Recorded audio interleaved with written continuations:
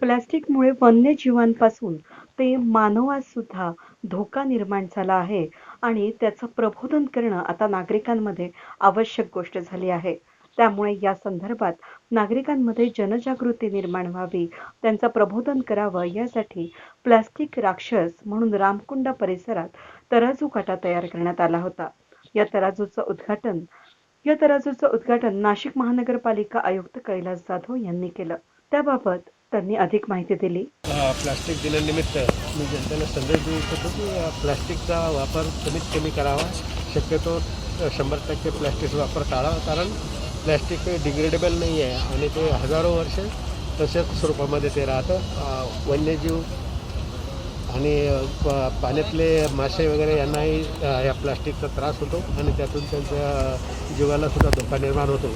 त्यामुळे प्लास्टिकचा वापर जनतेने टाळावा असं मी त्यांना नम्र आवाहन करतो. वैद न्यूजसाठी व्हिडिओ जर्नलिस्ट प्रथमेश खरात, नाशिक.